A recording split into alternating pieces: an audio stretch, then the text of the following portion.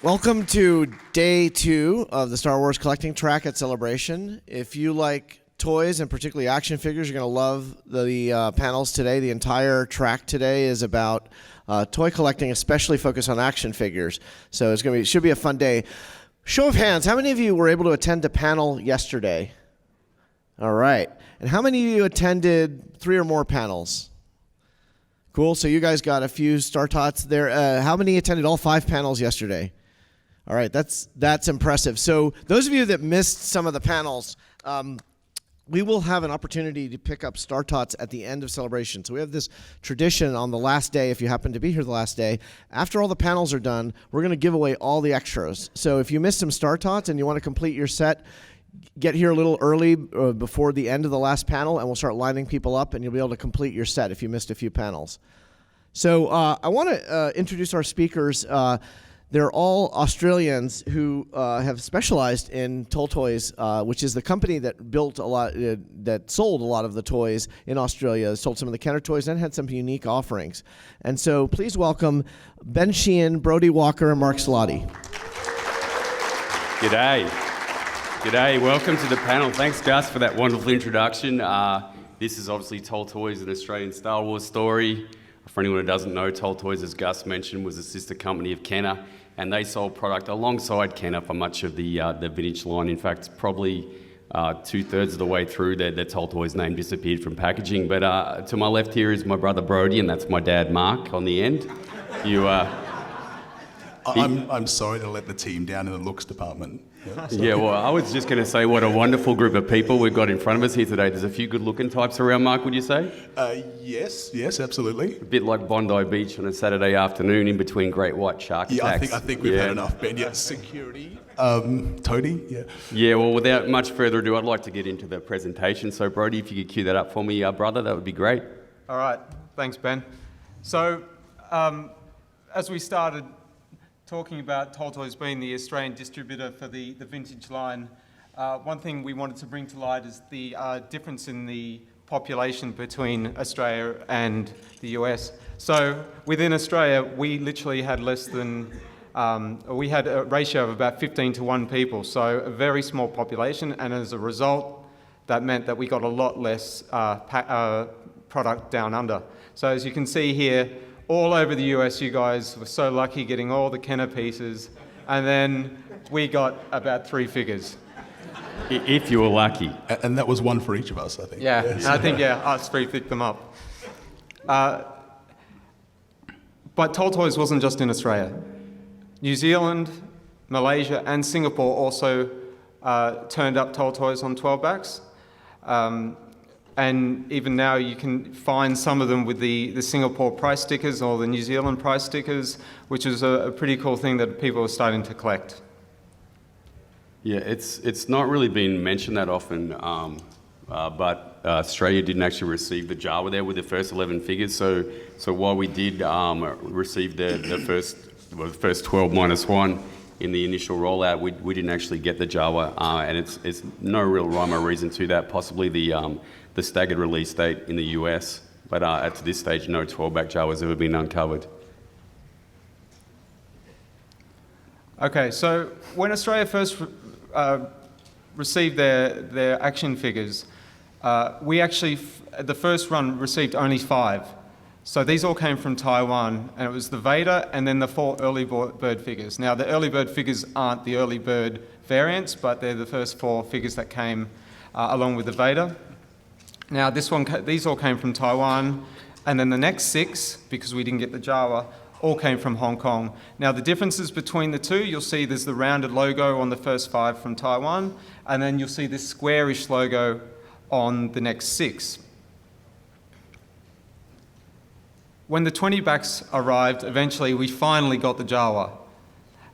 In addition to that, we only got the 4 Cantina aliens, which meant that Luke X-Wing, Power Droid, R5-D4, and Death Star Droid didn't actually appear on the Toltoys cards, but many of the Ophilus 20-backs have turned up in Australia, so that may give a bit of rhyme to reason as to why that didn't happen and why there's so many of those in Australia. And mate, rarity-wise, what are we talking here for numbers? Which are the rarest of the Toltoys 12-backs? 12 backs, I think we're talking Luke and Han original, but to be honest, I haven't seen a Death Squad Commander sealed. So I mean, some of these are literally by sight of just seeing the card backs, and that's why we've got these examples here today. Yeah, and obviously no Vinyl Cape Jawa or DT figures. We didn't get Ben, Luke, or Darth with the double telescoping saber at all. In fact, I don't think those figures came to Australia. It's really only since they're imported through eBay that they've shown up locally. And just to the rarity of these figures now, like they're very. We come across maybe one or two a year, and there might be only one or two examples carded of some of these, and you're talking upwards of $10,000 a piece for these now. I should have pointed out that I'm just here for comedy relief. He is our father, though, so it's important that he's around. Yeah, sort of of course. He's here to mind us. Yeah. So reactions from sort of polite laughter through to thunderous applause is appreciated. Yeah. You mentioned mocking us at different times too. Was that? Yeah, I was going to throw in a few things. You didn't here mention that wasn't my actual real voice Actually, earlier on either. I had no voice last night, and it's come back today. So it's a Toltoys miracle. Okay. Oh wow. Toltoys miracle. So much like the Kenner card backs, we kind of have an A, B, and C, but it's quite different to what you guys are used to in the US. Originally, when the cards came out, they were printed with an imperial measurement for the action figures, so 3 3/4 figures. And Ben will be able to tell us why this has changed. Yeah, the Trade Practices Act pretty much dictates that you couldn't use imperial or the dark side measurements that are more commonly used in the US. They didn't want to confuse people. We'd switched from imperial to the Rebel Alliance measurements earlier. I don't know how many years earlier, but a little bit earlier, and that was deemed to be inappropriate, so they covered it up with stickers that would indicate millimetres rather than inches. I think it was 1969 when I was about 50. Were you that young then? Yeah, maybe. Okay, Yeah. I just want to be sure. Okay. So you can see an example here on the slide to the right of that sticker, and that one's quite rare. I think it's only come up on 3 or 4 different figures and maybe less than 10 examples. One thing to note that because we got Kenner cards as well, this has actually been found on the straight Kenner card, so not just the Toltoys. A couple of the other anomalies is that there was spelling errors on the card backs as well. So the ones that came from Taiwan, you can see at the bottom left have Toltoys spelled incorrectly, and even some of them have Australia spelled incorrectly. There's a picture that hasn't quite shown up too well, but we also received one on a little gold sticker which had made in Taiwan, Republic of China. Now that's only come up on 2 different figures, which is the R2 and the Vader, and so they're quite rare. But that's more a generic sticker that was on products that came out, not just among toys at that time, but right across any printed material and packaging. So like to sum up on that, there's actually really, really small amounts of product made its way to Australia. While the Toltoys logo was the local distributor's logo, and you'd expect to see that on packaging, it actually appeared on shelves beside Kenner product, and it was the product on the shelves, because the company was caught by surprise with demand, it actually is weighted far more heavily towards Kenner than it was towards Toltoys. So that product is incredibly rare, and as Brody mentioned, those prices of about $10,000 and up is appropriate for most spin-on card pieces. The exception to the rule for that, though, was the vehicles and playsets.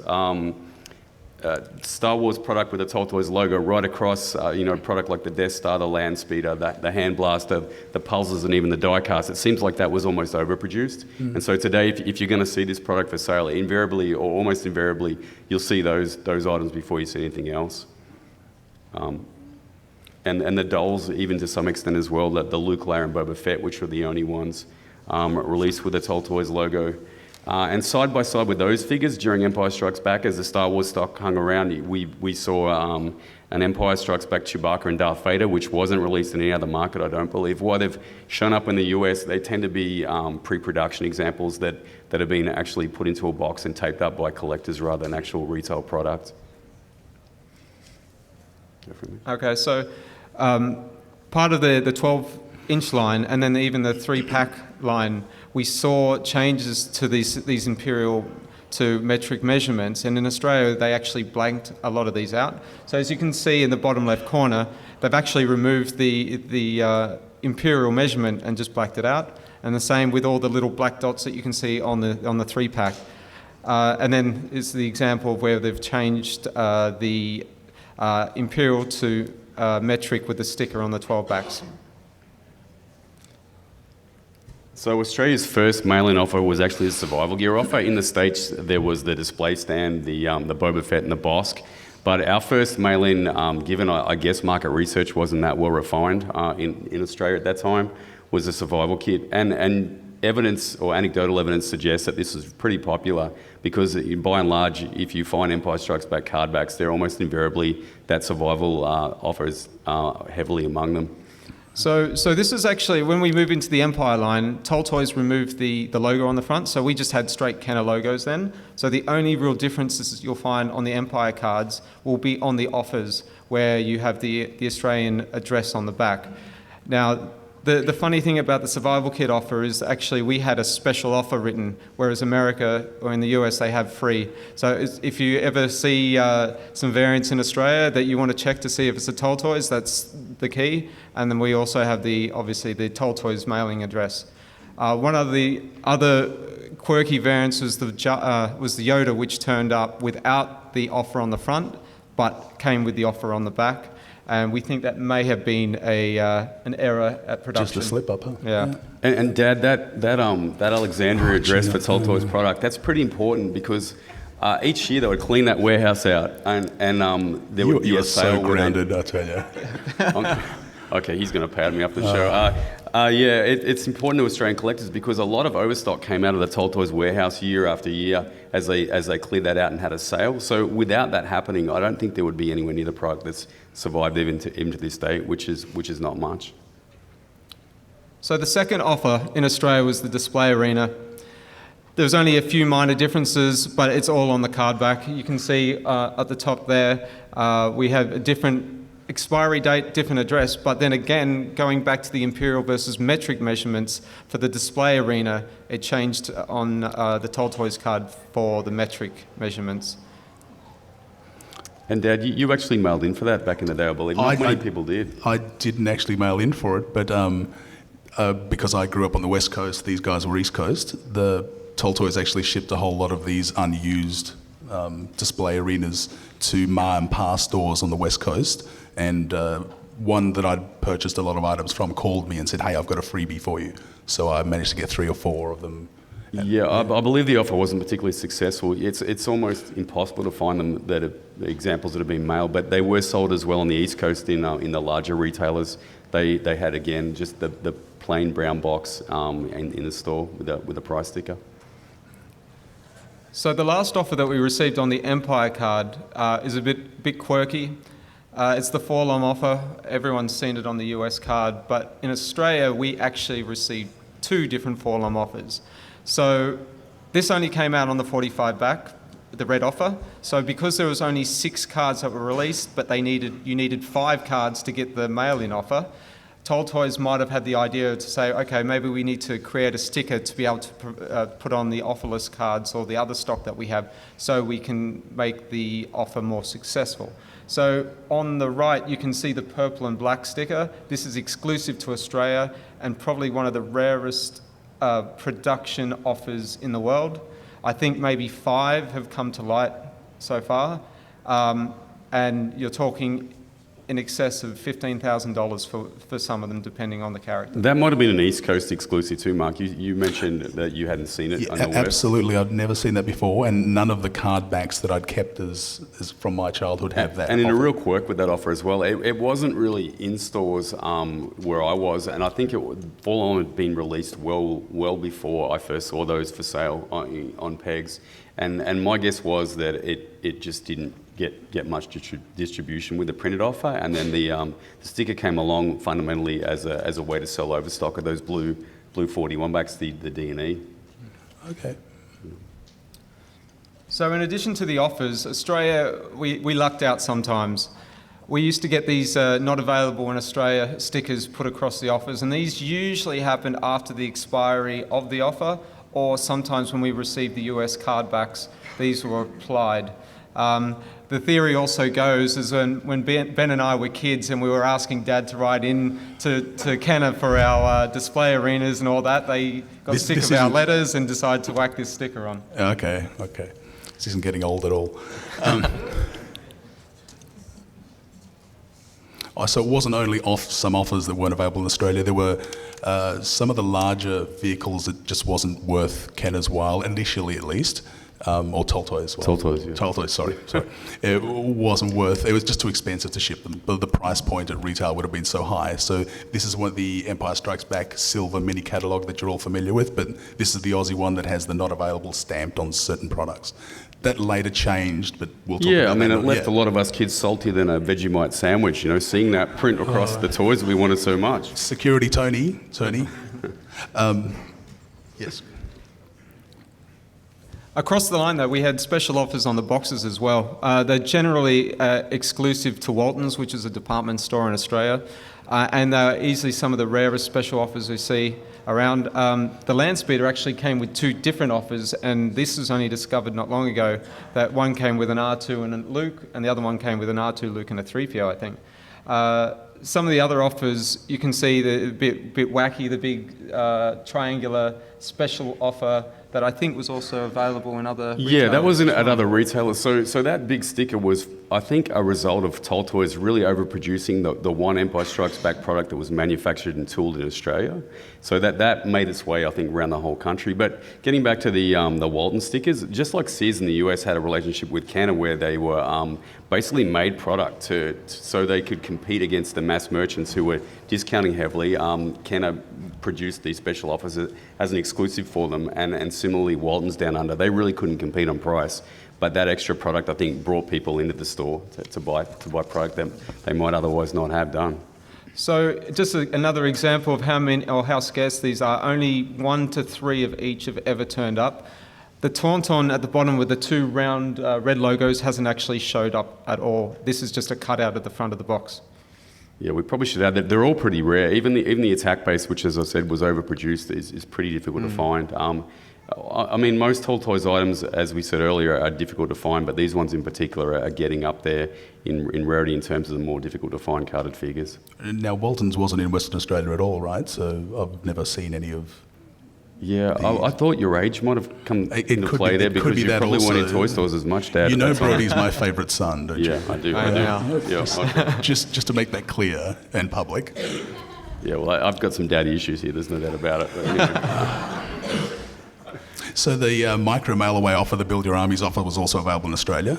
It was a little later, the expiry date. The last 2 vehicles, the Snowspeeder and the Falcon, they were store exclusives in the US, of course, and also in Australia. But because they were later and were released in Australia after the offer, there's version 2 boxes that don't have that offer on there. They have the vehicle cross-sell advertising. they're unique to us, right? Those 2 are unique to us. And in fact, when they released those 2 exclusive vehicles, they also released the re-released the X-Wing and the TIE Fighter again with a version 2 box. And I believe they're exclusive to us as well. Yeah, I think. Yeah, no, Got to double check that. That makes sense. And here's from that same mini catalogue the micros that we didn't receive, and we never did receive these. They didn't correct that later.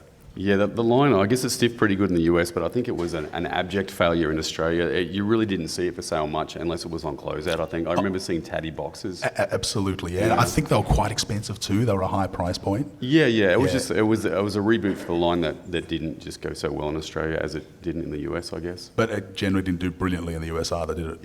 Yeah. This is me. So when I was a kid, my folks bought me a typewriter, and any kids out there, if you ask your grandparents what a typewriter is, and I used to sit there and write to all the Kenna headquarters around Australia.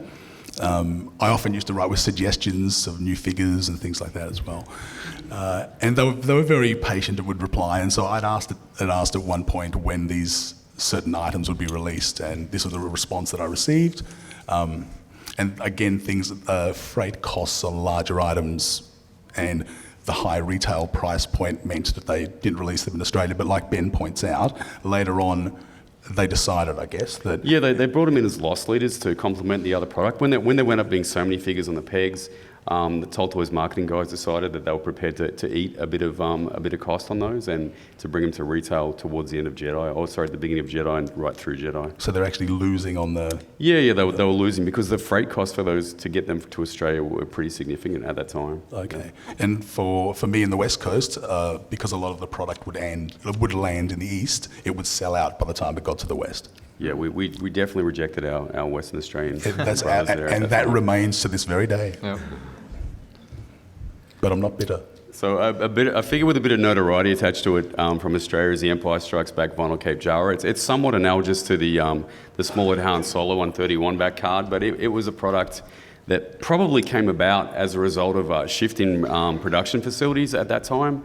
There was a few other figures that were released on that 41 D&E back series that, such as the orange-haired Luke, that they were a little bit different. But the Jawa, for some reason, there was no capes to complement the figure at the time for a product that was shipping to Australia, and they put together an ad hoc die and stamped the Ben Kenobi cape to the Jawa. And while there's really not been Jawas found on card through Empire with a cloth cape, it looks like this shipped right through to Jedi, and I think we only hear anecdotal evidence of a few cloth cape Jawas being for sale period after Star Wars. I believe, Mark, you said you'd seen some? Yeah, I think probably the first time I bought a Jawa was on a Jedi card. I don't recall it before. Yeah, I really looked pretty hard right through the line to find a cloth cape Jawa because that was the figure on the card back, but it never did show up at retail.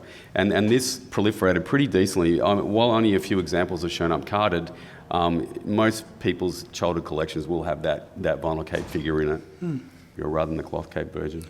And then for those that don't know, we actually have royalty here.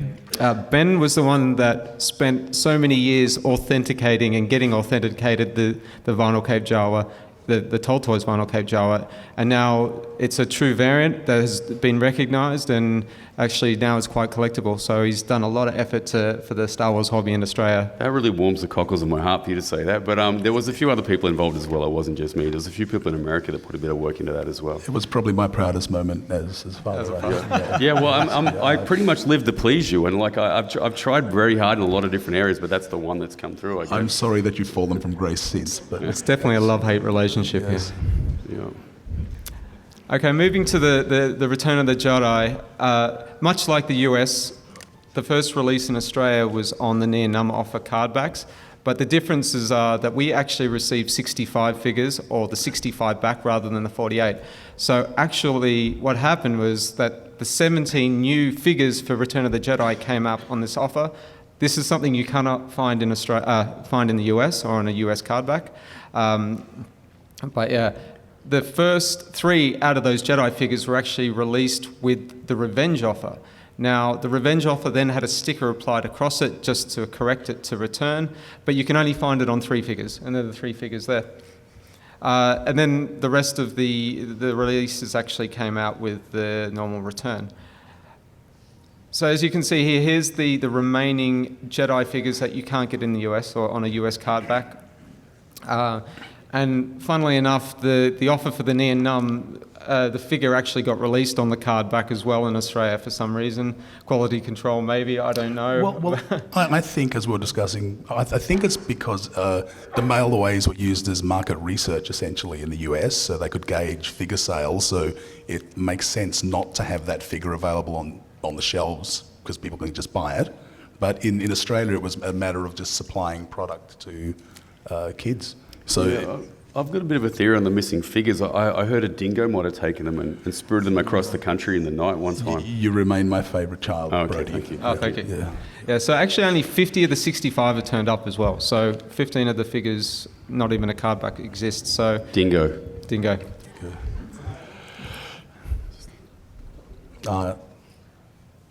Sorry, just was saying that the near numb there on the card with the offer on it was a bit unusual. Yeah. I think you just missed my explanation to that. Yeah, didn't you? that's Oh, okay. really? Okay, We'll that's keep all going. good. Doesn't Let's pay keep attention. going. That's another problem. It's just Doesn't listen. one of many. Look, prepare to be dazzled. Here's the good bit. Like, here we go. Okay. So now you're probably all familiar with the US mail-away offer here. That was a sticker on a card. And because that was a mail-away offer, I won't talk about this for too long, they would ask you to cut the sticker off the card and mail it in with a cash register receipt. But in Australia, it was an in-store promotion. So and there it is on the right. Yeah, so Yes. at Myer in Melbourne and Victoria, you'd walk up to the counter with your action figure purchase and dip your hand into a box and grab a coin at the same time. Is Yeah. that really? Yeah, that happened in the city that I'm from. Oh, wow. Yeah. Oh, I didn't realise that. And that anecdotally as well, like, so Queensland may have had the same setup where you bought a figure and at the counter you just dipped into a bucket of coins. So it was someone watching you, so you didn't take more than one. And Well, I'm not sure how closely they were watching, but I guess it was an honour system, and we're honest on the East Coast, so we would have only taken one. I don't know what you would have done over there. yeah, that'd be it. All right. So this is the selection of coins that was available through that offer, and at least on the West Coast, it was exclusive to smaller ma and pa stores because it was very hard for larger department stores to monitor that kind of thing. I think there was an affiliation with those Eastern State stores, and it only went into select ones, and probably on your side they maybe didn't exist. Okay. And the sticker was applied by the retail owner at retail. They were very good about letting me go up to the counter, and what I did in the first instance was pour out all of the coins from the box, and I sorted out which I needed, and I went back to the shelves and bought the 16 figures that I needed, and they thought that was a bit wacky, but still they were very good about it. They were very strict about only one coin per figure, and I couldn't buy the coin on its own unless I wanted to pay the price of the full figure, but then I may as well just take the figure, right? So they were. Are you trying to advance me already? No. They were. No. I told you this was the best bit. So they're that brought to 33 the number of coins that were available in Australia, including the debut release on the Power of the Force card and the re-release. So when did you complete your first set of coins? I've always wondered this. Well, I had those last few, the 8 that everyone's essentially still missing. Yes, yeah. Probably early 90s. Yeah, so you're the first Australian collector, I believe, to get a full set of coins. I'm and in not fact, sure. I met Mark. He actually wasn't my dad, I must confess. Even though he looks easily old enough to be my father. That's a surprise to everyone, isn't it? He must confess. I first saw his name in Toy Shop magazine when he was looking for a 63rd coin, and that's kind of how I became familiar with him. So yeah, and it all led to this, which is incredible. I didn't think it would actually work up to become anything that would be productive for society at all. Well, one thing I thought was really funny was they shipped Kenner Toltoy. Well, can I call him Kenner at this stage? Shipped no. Toltoy shipped the stickers, rolls of stickers, along with the coins in Trivial Pursuit question boxes. And just going from store to store, it was for me far from a Trivial Pursuit. I felt. But, Yeah. Well, there was some irony in the. That's because you like coins. Oh, was that good? Oh, thank you.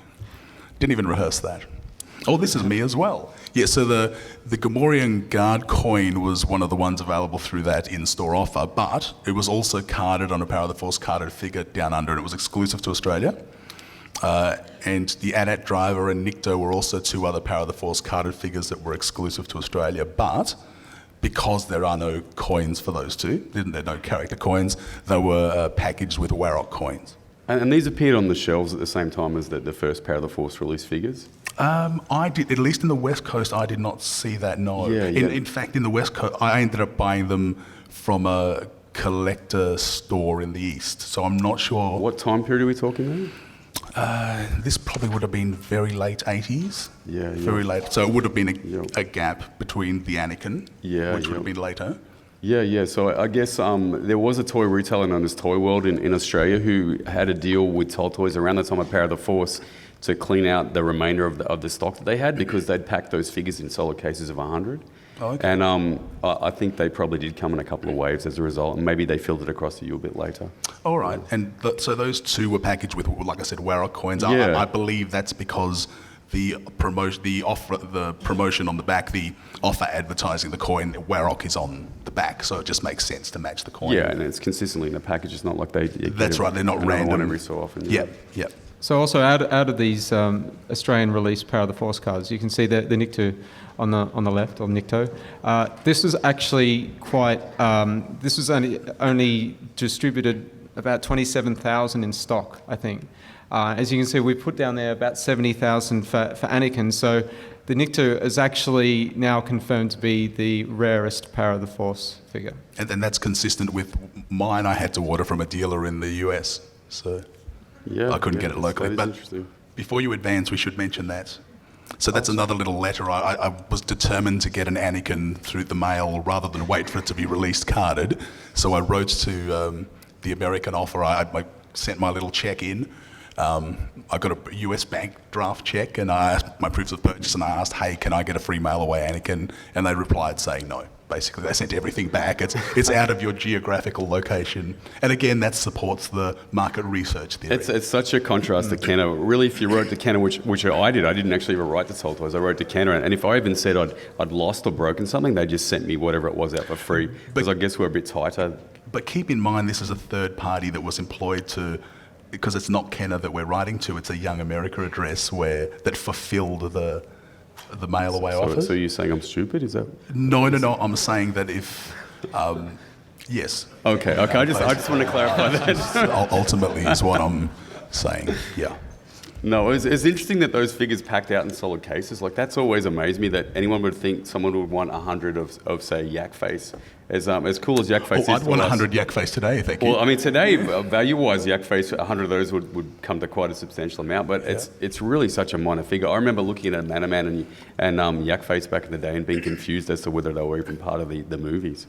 But Yak Face packed like the other figures in a solid case of 100, and I met a gentleman who did an audit of the warehouse that they'd shown up in when they were released at retail, and he said there was 1,000 cases of 96, so 96,000 Yak Faces were blown out through a toy retailer known as Toy World at that time, and the ones that survived were as a result of a couple of guys who had some foresight, but plus people who were in touch with the US, and they managed to hold on to enough of those that they survived. But otherwise, they were kind of put into discount bins and shredded by kids kind of going through them trying to find a good figure, and otherwise opened.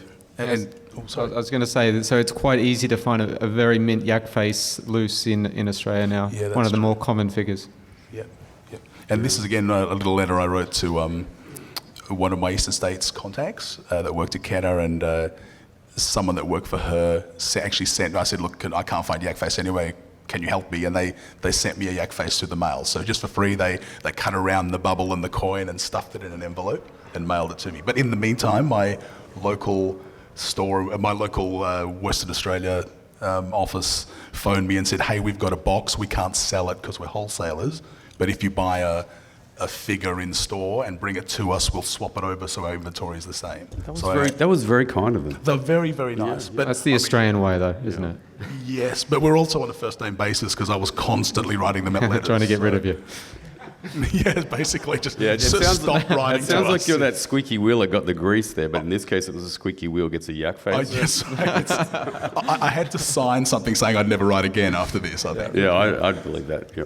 Restraining order as well, or just? Yes, I think so, and it still exists today. Yeah, so one of the unique things about Australia, and that really makes me feel that Australians is very close to being a part of Kenner's Star Wars story, was that we were the traditional dumping ground for any toy line that was kind of at end of life or that had been overproduced, and as a result, around 1991, we had the entire warehouses from Hong Kong dumped at home, and these figures arrived and went to a pretty, I guess, industrious toy wholesaler. But that stock meant that we were pretty much flooded with product, and the minute you switched on to vintage Star Wars, you kind of had any number of choices as to what carded figures you might want to buy, and they were generally around the $10 to $20 mark. So in the early 90s in particular, it was a pretty good hobby to be in Australia.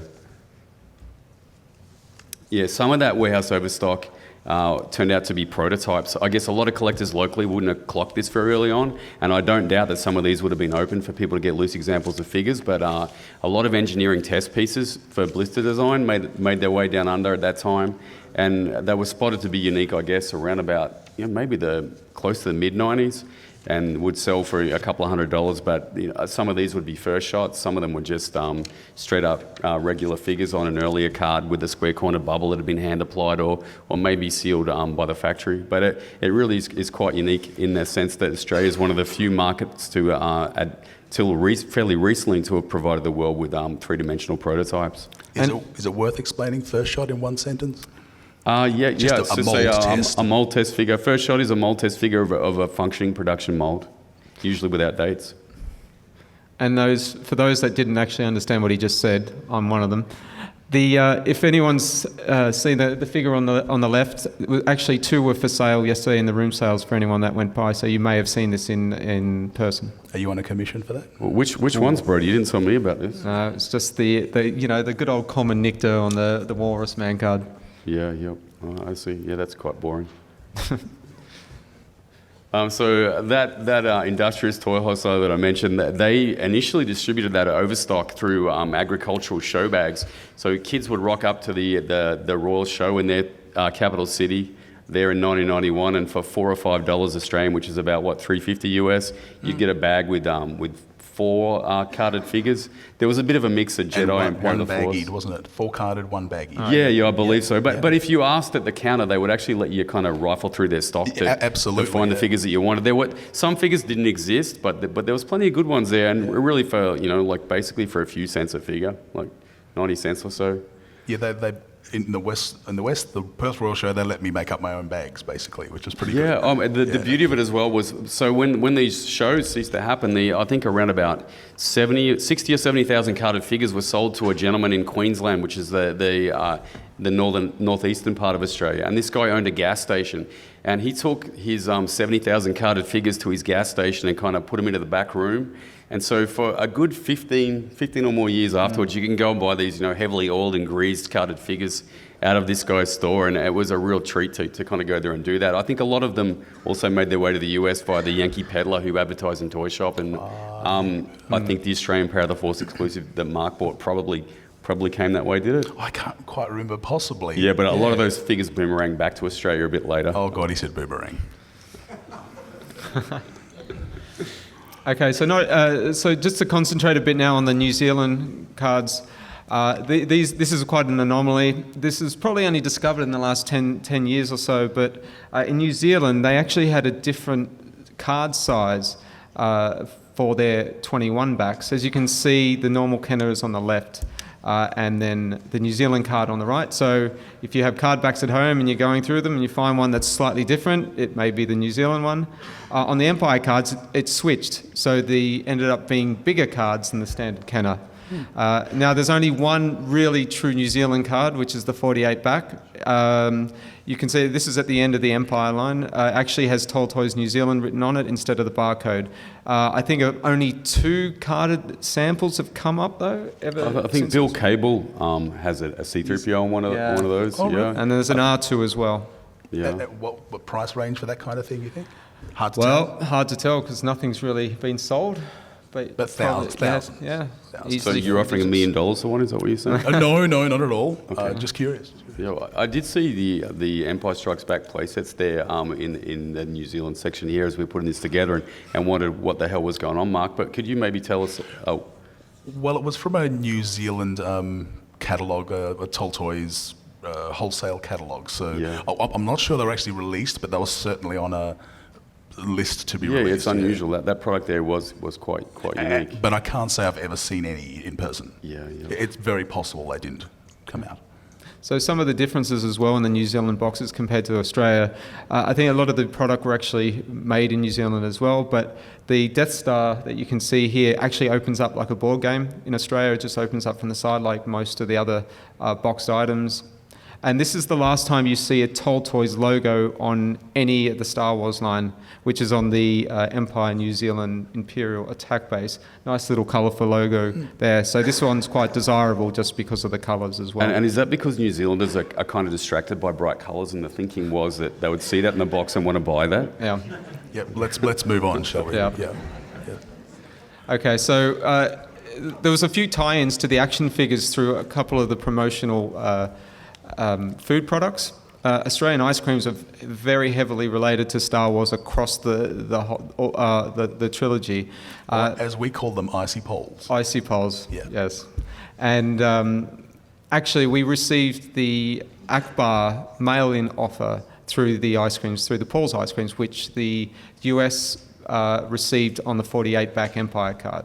So it was a bit of an anomaly there. There was also competitions for other Toltoys pieces that Paul's were doing as well. And I spy a prototype on the box there in the bottom right-hand corner of that shot that did actually turn up. Oh, yeah. Yeah, actually just up there, literally around the corner from my house. That turned up, guess it was around 1999 or so. It was first used in a European poster, wasn't it? Yeah, it was used in some European photography. And I guess it was shipped to Australia for this. Yeah. It was a really dear friend of mine too that found it, but he decided not to sell it to me, so I helped it come to Chris George Julius here in the US. So he's not so much of a dear friend anymore? No, we parted ways around that time. Okay. The other food products that related to the action figures were the cereals. I mean, apart from the posters and the masks, etc., we also had this Dakota game where you could win action figures. Maybe Ben will be able to explain. Yeah, you extent of the prize. basically would scratch off your Dakota disc, which was a circle that was divided in two with a scratch and win. It was a movie scene on the top and like a lottery scratchy on the bottom. And I did that pretty much, I think, every time we bought a new box of cereal for a long time, and never scratched off anything that won anything.